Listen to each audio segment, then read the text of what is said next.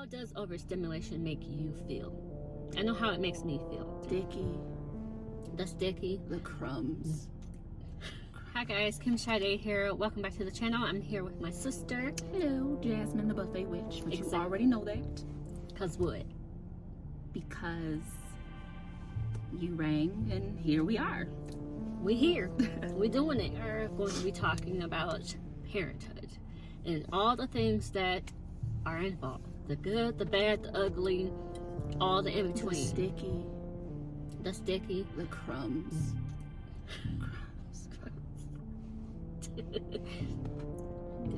What is it? The not ship back. Hoover. Pardon me. Overstimulation. It's a real thing. It's so real. Sometimes it's the only thing that feels real. Yeah, I know every day I'm gonna be overstimulated. Every day I'm gonna just feel like so many things are going on in my head, yet the kids are screaming and crying and pulling this one finger, the one finger. Oh, finger. And I mean, they pull hard. No disregard for your joints or the fact that the finger bone's attached to the wrist bone and the mom bone. And sometimes they don't even want anything. They just want to make noise. I know. Or like how Dom just like pulled us to the side. Yeah. We were like, what? He's I like, need you you over there. There's two of you. And I'm gonna play now. I thought what he was gonna do was have both of us on one side and he was gonna do like soccer, like he was running through. But no, he just, please go. Looked at us and move. Went and played. How does overstimulation make you feel?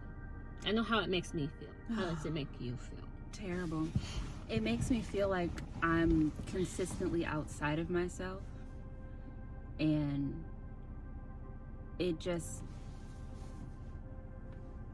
I explain most of my mental stress, which is always attached to overstimulation, as imagine a mason jar tightly sealed with those murder hornets inside.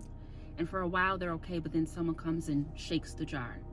And if you know what I'm talking about, like YouTube it, those murder hornets, like they're a really aggressive species of hornets. And they kill other bees and things like that, take their hives. They're really dangerous and they got great memories. So if you try to mess with them, they click and they're gonna get you, okay? But they're very dangerous and they're very loud and they're very big. And that's what overstimulation makes me feel like, because I know I have to contain it because I have to be a parent. And so it fluctuates between just making me even more exhausted than I am because of not sleeping, but then also just this overwhelming feeling of you don't have time to even process what is causing the overstimulation because you have other things to do. Yeah. And I think the only thing that sometimes can snap me out of it a little bit, enough for me to do what I need to do and to just parent in that moment, is remembering that my son is a whole new person. He's only been here for 3 years. They don't know what's going on. And the same way I want to do things, he wants to do things.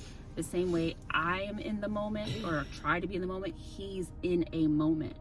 And no matter how quickly I want him to snap out of it, he can't. So I have to push everything that I want in the moment down to ensure the safety, the happiness, and the nurturing of my child, which is great. I love doing it, but the not having balance to be regulated before I handle all the things that he's doing that will dysregulate me while I teach him how to regulate himself. It's just so confusing because for a lot of it, you don't even have the terminology for what's happening. You just feel the things. And for the kids, I don't remember where I heard this, but you know when they're screaming and crying, and I have to tell myself this, I have to remember this all the time, which I continuously forget. They can't hear you when you're saying calm down. Their brains don't work like that. Their brains are, I need to get out what I'm feeling, but I can't verbalize it. This is the only way I know how, because they don't have rationalization yet. Why can't I get that in my head? Because I feel like For the child, it's all very sensory, very emotion based, very this energy, because that's what they are. They're new energy. Yes.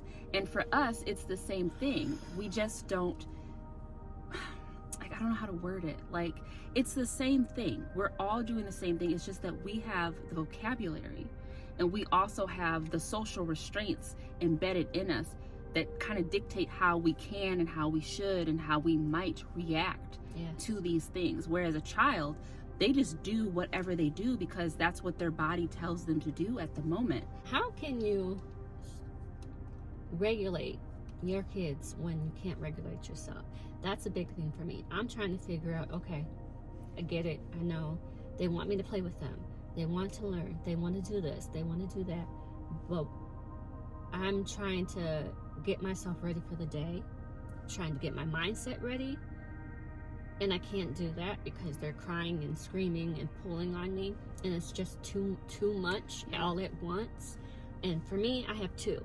So they're going back and forth the whole time. So all of that for me, I'm like, okay, I know I'm supposed to not scream, not cry, not yell. But for me, the regulation is very, very hard because when I'm irritated, when I'm upset, my head is like a flame. It's just hot. And it's just like, okay, I'm so frustrated. All the stress and pain is going to my head and my neck.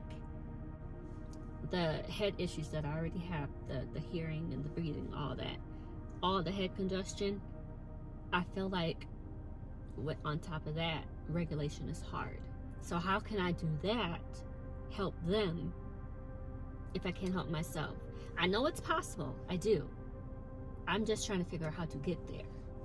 And it is possible, but it's very difficult. I only have one. And for me, I know now, again, I'm really big on, you don't know what you know until you know it. And a very important part of just daily life as a human being that interacts with anybody is having the right vocabulary for the things that you are experiencing. So the overstimulation and regulation, when I know that I'm dysregulated and I need to regulate, I personally know that I require time. I require time and I require quiet. I'm introverted. You omnivert, is that what you said? Yeah. I recently, because all the technology is listening to you, so I came across some videos and I agree. I can be very omnivert, but at my core, I'm an introvert. I get my energy from being alone. I need the silence. I need the time. I need a certain type of activity to get me to a level where I can look at everything and then I can say what is important right now. So for me, makeup, my beauty channel is not really just a beauty channel. It is seriously therapy. It is. Because it gives me the chance to focus on one task, which is very difficult for me right now. I'm a third shifter. I am working off of bursts of 3 hours of sleep, if that, on a weekly basis.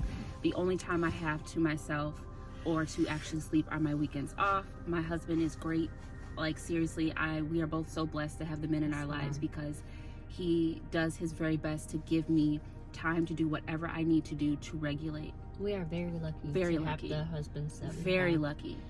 But dysregulation is really hard because a lot of us don't know that we are unregulated or deregulated because society is pumping out. And right now I can only speak to mothers. Now, we don't want to gender base this because parenting is something hard that men do as well. There are a lot of single fathers, and bless them. But as women, I can only speak to the woman's side. And we are pushed a lot of social media that just paints it as a easy, natural, instinctual thing. And we just are able to cope and whatnot. But I've been seeing a lot more people really kind of showing you both sides of it. And I feel like if it had been started with this kind of neutrality where it wasn't just pumping out, oh, it's so great, oh, it's so easy, oh, I love it so much. If it was that but there are some days where it is the hardest thing I have ever done. I cannot tolerate the screaming, the whining. The whining is the worst, because what you have to think about is people who don't have children or don't experience this with their children, because there are some parents that got this ish on lock, and more power to you. I'm so happy for you. But think about if you were at like a theme or like a Halloween, what are them called, like a haunted house, okay? The screaming and the adrenaline rush in that moment is fine because you went there. That's what you went for. But let's say that continues for hours, and now you're over it. Yep. But you're still hearing the screaming. You're still being, you know, scared, and someone's jumping at you. All of these feelings, the overstimulation, this is all hormones in your body chemistry, in your brain, everything telling you this doesn't feel good. And when your child is constantly crying, and it's so hard to know it's what a they physical want pain sometimes too. It is a physical reaction. Like, you feel sick, you feel pain, you feel panic because what's wrong with my child? Is there something wrong? Are they hurt? What do they need? What can I give them? And then if you give them all the things and they're still crying, it makes you feel like you don't know what you're doing, you can't do anything right, how other people can get their children to put on their clothes and to eat their food and do these things, and you can't. And it's all very emotional. That's something that, I'm not trying to put y'all down or anything, but that's something that dads will never understand.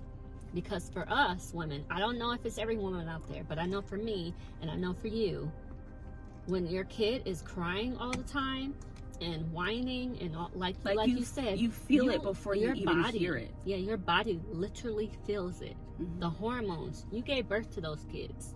Some, even if you didn't give birth to them, you feel it, because that's just what our DNA does. It's so hard to explain. And I don't want to. It's so easy to explain. And I don't want to fall too much into the, it's, you know, it's just a woman's instinct. No. It's not even so much that. It's this person is relying on me. Yeah. And that puts a different type of, you know, vibe to things. But to not stray from the topic, which I can do, okay. It's really hard to regulate yourself